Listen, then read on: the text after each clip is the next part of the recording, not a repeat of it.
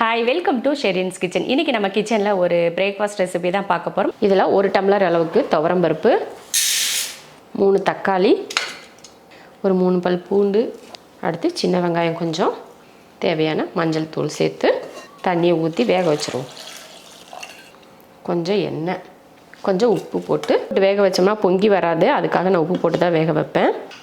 4 whistle விட்டு வேக வச்சுக்கலாம். நம்ம இப்போ பொங்கல் தாளிச்சு விட்றலாம். அதுக்கு நான் கொஞ்சம் எண்ணெய் ஊற்றிக்கிறேன். நீங்கள் நெய் எண்ணெய் 2 கலந்து ஊற்றிக்கோங்க. நான் எண்ணெய் மட்டும் ஊற்றிக்கிறேன். எண்ணெயோ நெய்யோ கொஞ்சம் தாராளமாக சேர்த்துக்கிட்டிங்கன்னா பொங்கல் ரொம்ப நேரத்துக்கு அப்படியே கொலகொலனே இருக்கும். அதனால் 2ம் சேர்த்துக்கோங்க. கொஞ்சம் எண்ணெயும் சேர்த்துக்கோங்க, கொஞ்சம் நெய்யும் சேர்த்துக்கோங்க. இப்போ நான் எண்ணெய் சேர்த்துட்டேன்.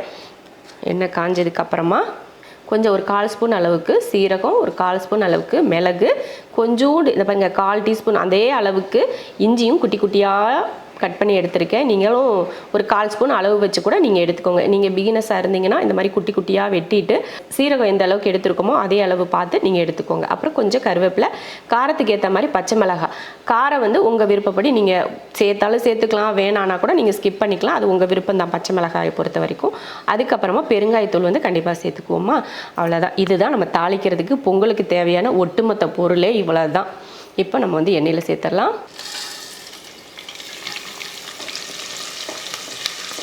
கூடவே கொஞ்சமாக மஞ்சள் தூள் சேர்த்துக்கோங்க. அப்போ பொங்கல் கொஞ்சம் கலராக இருக்கும். அதனால் கொஞ்சோண்டு மஞ்சள் தூள் சேர்த்துக்கோங்க. இப்போ தண்ணி சேர்த்துருவோம். இந்த கப்பில் தான் 1 கப் அளவுக்கு பச்சரிசியும், ஒரு 1/4 கப் அளவுக்கு பாசிப்பருப்பு ஊற வச்சேன். இதில் 5 கப் அளவுக்கு நான் தண்ணி சேர்த்துருக்கேன். ஊற வச்ச பாசிப்பருப்பும் பச்சரிசியும். நீங்கள் புழுங்கல் அரிசி சேர்க்குறதுனா கூட சேர்த்துக்கலாம். அடுத்து தேவையான உப்பு சேர்த்து நல்லா கலந்து விட்டுருவோம். கலந்து நல்லா ஒரு கொதி வரட்டும். அதுக்கப்புறமா நம்ம குக்கர் மூடி போட்டுக்கலாம். ஒரு கொதி வரட்டும். இப்போ கொதிக்க ஆரம்பித்ததுக்கப்புறமா ஒரு டைம் பாருங்கள், நீங்கள் உப்பு சரி பார்த்துக்கோங்க. ஏன்னா உப்பு பத்தலைன்னா இந்த டைமில் உப்பு போட்டு கலந்து விட்டு நம்ம மறுபடியும் மூடி வச்சுக்கலாம் இல்லையா. அதனால் கொதிக்க ஆரம்பித்த உடனே, இந்த சமையல் மட்டும் இல்லை, பொங்கல் நாளில் எல்லா சமையலுமே கொதிக்கிறதுக்கு முன்னாடி ஒரு டேஸ்ட் பார்த்துட்டு, கொதித்து மூடி போடுறப்போ ஒரு டேஸ்ட் பார்த்துட்டு மூடி போட்டுக்கோங்க. அப்போ தான் உங்களுக்கு உப்பு கரெக்டாக செட் ஆகும். சரியா? போட்டு விசில் போட்டாச்சு. 4-5 விசில் விட்டு ஆஃப் பண்ணிக்கலாம். பருப்பு பாருங்கள் எவ்வளோ அருமையாக வெந்திருக்குன்னு. உப்பு போட்டு வேக வைக்கிறதுனால பருப்பு எப்படி வேகும் அப்படின்னு யோசிப்பீங்க. பாருங்கள் எந்த அளவுக்கு அருமையாக வெந்திருக்கு பாருங்கள்.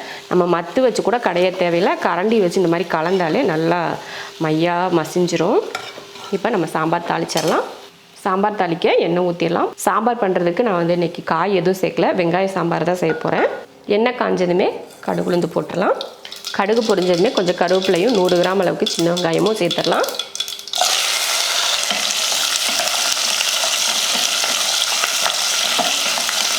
இது கூட ஒரு தக்காளியும் போட்டு வதக்கிடலாம்.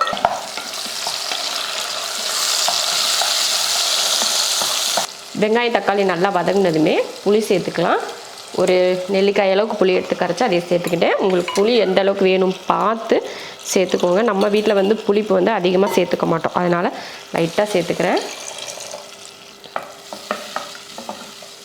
புளி ஊற்றுனதுக்கப்புறமா சாம்பார் தூள் ஒரு 2 ஸ்பூன் அளவுக்கு சேர்த்துக்கலாம்.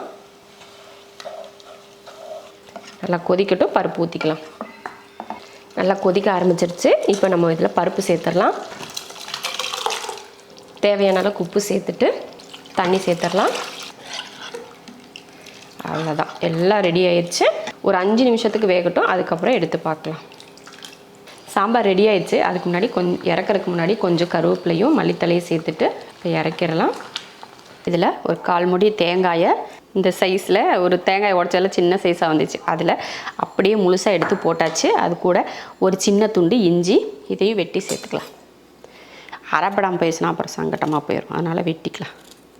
கூடவே 2 பச்சை மிளகாய், காரத்துக்கு ஏற்ற மாதிரி. தேங்காய் சட்னியில் அதிகமாக காரசாரம் இல்லாமல் இருக்கிறது எல்லாருக்கும் பிடிக்கும் இல்லையா, அதனால் ஒரு 2 பச்சை மிளகாய் காரத்துக்கு ஏற்ற மாதிரி. அடுத்ததாக ஒரு 3 ஸ்பூன் அளவுக்கு பொட்டுக்கடலையும் 1 ஸ்பூன் அளவுக்கு வேர்க்கடலையும் எடுத்துருக்கேன். 2மே சேர்த்துக்கிறேன். தேவையான உப்பு சேர்த்துக்கலாம். இப்போ தண்ணி ஊற்றி அரைச்சி எடுத்துக்கலாம்.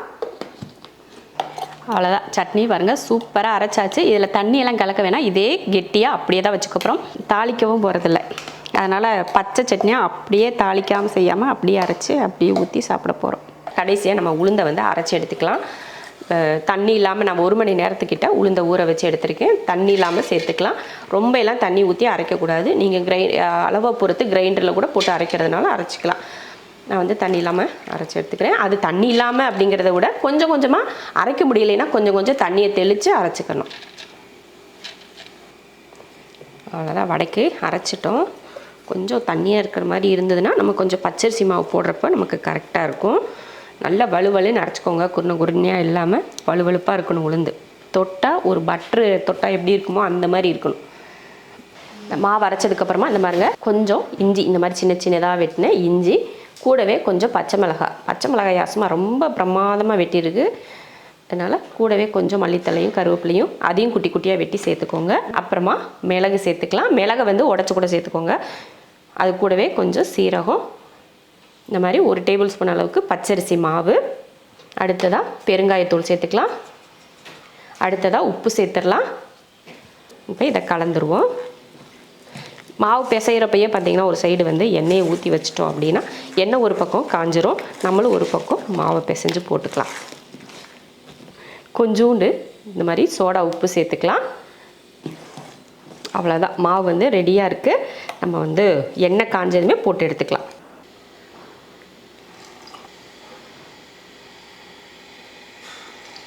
நீங்கள் போண்டா மாதிரியும் போட்டுக்கலாம், இல்லைன்னா இந்த மாதிரி நடுவில் ஓட்டை போட்டும் போட்டுக்கலாம். நம்ம வந்து சாப்பிட போகிறோம், அது எப்படி இருந்தால் என்னன்னு நினச்சிட்டு அப்படியே போட்டு அப்பப்போ அப்படியே திருப்பி போட்டு வேக வச்சு நல்லா பொன்னிறமானதுமே எடுக்கிறது தான்.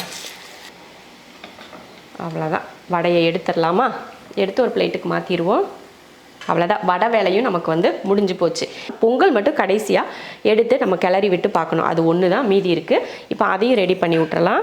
பொங்கல் பாருங்கள் எவ்வளோ சூப்பராக இருக்குது பார்க்குறதுக்கு. நல்லா அந்த கொஞ்சோண்டு மஞ்சள் போட்டோம் பார்த்திங்களா, அந்த மஞ்சளுக்கு அதுக்கும் அந்த பொங்கல் கலரும் கொஞ்சம் நல்லா இருக்குது. கொஞ்சம் மல்லித்தலையும் கொஞ்சம் போட்டுட்டு ஒரு கிளறு அப்படியே கிளறி விடுங்க. பார்த்தாலே உங்களுக்கு தெரியும்னு நினைக்கிறேன். பொங்கல் வந்து எவ்வளோ அருமையாக நல்லா குலைவாக இருக்குன்னு பாருங்கள். அவ்வளோதான், பொங்கலும் ரெடி. இப்போ நம்ம வந்து எல்லாத்தையும் பரிமாறிக்கலாம். டிஃபனுக்கு பொங்கல், வடை, சாம்பார், சட்னி இதே மெத்தடில் நீங்களும் பிரேக்ஃபாஸ்ட் ஒரு நாள் செஞ்சுட்டு எப்படி இருக்குன்னு சொல்லிட்டு கமெண்ட்டில் சொல்லுங்கள்.